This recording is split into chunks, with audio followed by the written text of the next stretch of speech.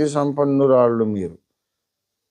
కొంతమంది గొడవాడుకొని చేసి భర్తతో గొడవాడి ఆడవాళ్ళం అండి, మరి ఇంకేం చేయాలి, మేమంతా ఆడవాళ్ళే అంటుంటారు.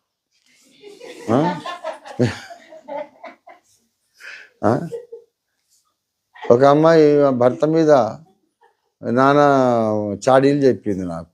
నేను వాడిని నా లెవెల్లో గద్దించేశాడు. ఏది అమ్మాయిని బాధ పెడుతున్నాట, జాగ్రత్త అని చెప్పి. ఇక నాకు కోపం వస్తే మామూలుగా ఉండదు, మీకు తెలుసు కదా. అంతా విన్నాక ఆమె ఊరుకున్న పాస్ట్ గారు, మీరు కూడా ఆడవాళ్ళు మాటలు విని సీరియస్ అయిపోతారేంటి అంటే ఆమె చెప్పిందా. ఏంటి తల్లి, నువ్వు నా చెల్లివి అని. చాలా పాతకాలం లేండి, నేనప్పుడు యవనొస్తుండే. నువ్వు నా చెల్లివి అనుకొని నిన్ను కష్టపెట్టినందుకు బావగారిని నేను గద్దిస్తే ఊరుకోండి మీరు ఆడవాళ్ళ మాటలు పట్టించుకుంటారు ఏంటని ఆమె అంటుంది. ఏంటమ్మా ఇది, ఆడవాళ్ళ మాటలు పట్టించుకోదని ఆడవాళ్ళే చెప్తుంటే మరి మేము ఎట్లా ఆడవాళ్ళని గౌరవిస్తామంటే. అంతేలేండి, ఆడవాళ్ళకి సహజం, అది అంతే, మేము అంతే. ఒకప్పుడు అవునంటాం, మళ్ళీ కాదంటాం, మీరు అడ్జస్ట్ అయిపోవాలి అంతే. ఆమె నాకు జ్ఞానోపదేశం, గీతోపదేశం చేస్తుంది. నాకు నక్షత్రాలు గడిపడిపోయి మేము ఇలాగే అంతే. మేము అవునంటాం, మళ్ళీ కాదంటాం, మేము ఆడవాళ్ళం అంతే. మరి ఇదేంటి అబ్బా, మీరు మనుషులు కాదా, అవునని కాదనడం ఏంటి, ఒకే మాట మీద ఉండాలి కదా అంటే అట్లా ఉంటారు. మేము మగవాళ్ళం ఏంటండి అంటే.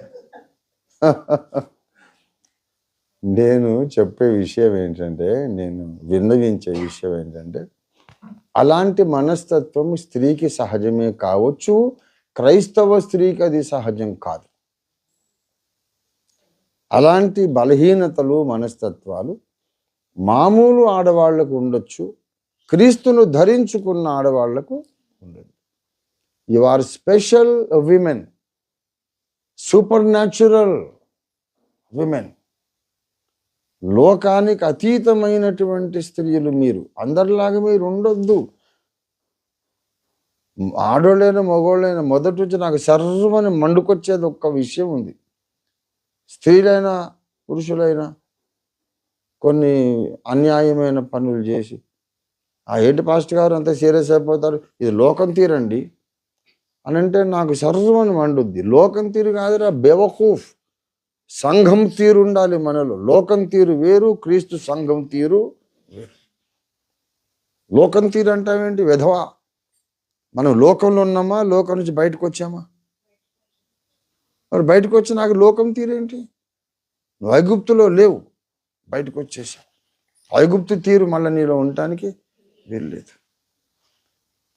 కాబట్టి సీరియస్గా మనం గ్రహించాలి.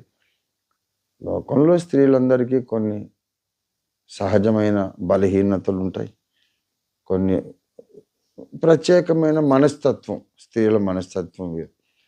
అది ఆడవాళ్ళు లోకం తీరండి, ఆడవాళ్ళందరూ అలాగే ఉంటారు, ఆడవాళ్ళందరూ అలా ఉంటారు. కానీ క్రీస్తును ధరించిన వాళ్ళైతే ఉండరు.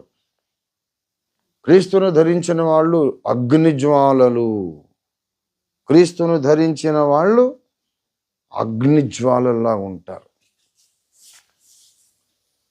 ప్రియ దేవుని బిడ్డలారా, అందరూ వేరు, మీరు వేరు, అది నేను చెప్పేది.